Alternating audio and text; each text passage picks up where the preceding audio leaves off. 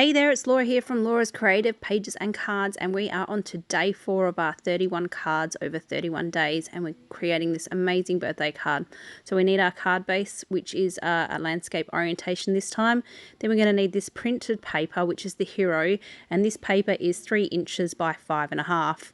We're then going to need 2 of these green apple pieces of card, and they are 1 3/4 by 5.5. So 2 of those. We need this little tiny nectarine piece, which is 3/8 by 5 1/8, and then the little raspberry piece, which is 3/8 by half.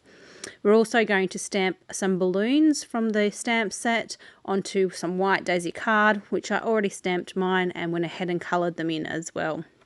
Okay, so what we need to do with the green apple is I used this die cut, which is the fancy borders that's currently available, and I just ran it through my my Cuttlebug to cut off and create the fancy border. So not only does it cut, but it adds in the little stitched effect as well, which is really cool. But I am also going to show you how you can create this card without it. But there we go. So that's side 1, and I'm just going to do a second one as well. And I love how fast I can do it. Okay, so that's the pair for the card. Now I just want to quickly show you an alternative way that you too can create without this fancy border die. You just need a really good pair of scissors. So take your time and go nice and slow and just slowly cut in a wave to the card. Yes, it's not putting in the stitching effect, but you're going to see by the time we finish this card that it still looks amazing and that you can still get the desired effect without the die cut. Alright, so that is the first one there cut, and now I'm just going to quickly do the second one for you so that we've got a pair of wavy borders for this card. Alright, I am very much enjoying adding the effect of the journal pen to my cards. So I'm just going to add this to the each of the borders along the top.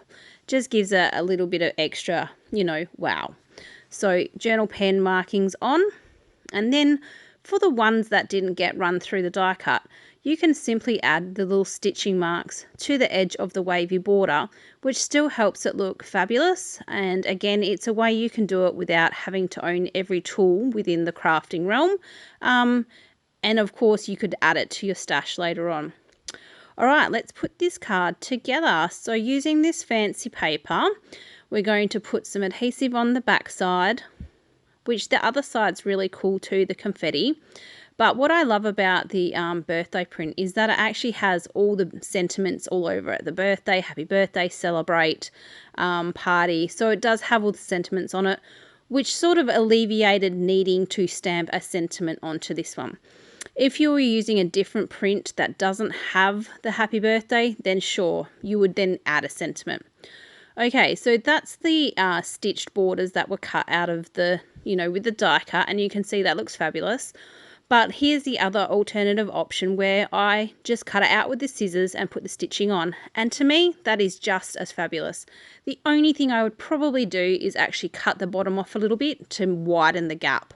But apart from that, it looks just as good. Alright, so now what I've done is I'm going to attach these two of the stitch die cuts to it, but I'm going to add them with 3D foam tape because again I feel it elevates the card and makes it just look a little bit more special. Plus it's going to create the height we need to tuck our little balloons in. So as you can see, I've cut off a strip of the 3D foam tape and I've cut it in half because it is honestly, I think I'm going to say this all along, it's all you need. So again, another strip, and I've cut it in half, and I'm just going to pop those on the little lumpy areas, the wavy areas, and that's enough to hold that piece of cardstock in place. So I'm just removing the backing and I'm going to add that to the card. Just lining it up and pressing it down in one corner first, and then firmly pressing it everywhere else because it's in place. Okay, now on this piece here where I'm pointing, that's where my balloons are going to tuck in. So I'm going to ensure that I don't put any 3D foam tape there. I'm going to say it out loud to myself, Laura, don't put any 3D foam tape there, because you know what? You just get in the groove and I end up putting 3D foam tape there, and then I'm annoyed when I try to tuck in my balloons. So avoiding that area again. I am now cutting off some more 3D tape. I'm going to put it in this wavy area, and then I'm actually just going to cut this last piece down to a couple of smaller pieces and just place it on either side of that wavy area where I know I want to tuck my balloons into. So again, removing the backing of the 3D foam tape, and then I'm going to put this one in place, pushing down on that one corner once it's in place, because that will hold it in place, and then I'll just press in the other side. And a bit of foam tape got stuck to my finger, just had to transfer it back to the card. Okay, how quick has this card come together? So with the balloons, I stamped them on white daisy, and then I have fussy cut them out, and I did want to fussy cut out around each individual balloon string. So what I did is just cut off that little bottom piece, because it's going to get tucked in behind anyway, and then it allows me to get in there and cut around each string. Of course, if you do go ahead and use your thin cuts, it won't, cut out around each string. You alternatively could thin cut it and then just cut out this little section out between the strings. Otherwise, you could just leave it as is. Probably just me being a little fussy, but you know what? Card making is individual and personal, so you choose if you want to do that or not. Okay, my balloons are cut out and ready to go. So I'm just going to tuck them in there and just make sure I'm happy for where they're going to be positioned. And there's nothing wrong with having a little test run first. Yep, I'm happy. That's exactly where I want them to go. Of course, card making is variable and different. And you can see on my card that I'm making for you today that my opening is probably not quite as wide as my original one, but it's still okay. You still totally get that it's a happy birthday card. And, really, if you wanted that gap a bit wider, you would just simply need to trim off of each of those borders just a little bit to widen the gap.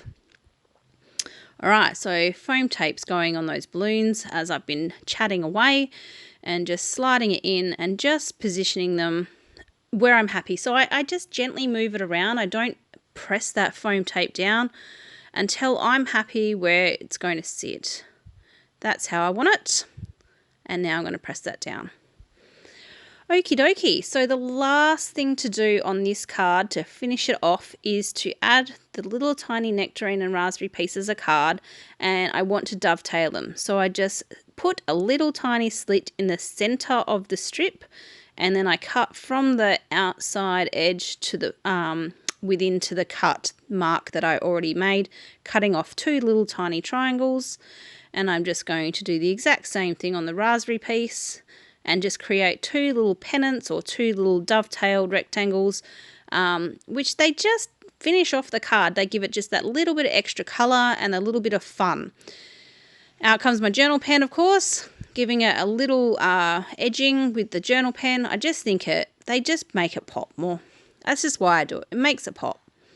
So quick bit of penmanship on there. And then for these particular ones, I am going just to tape them to the card just with my tape runner.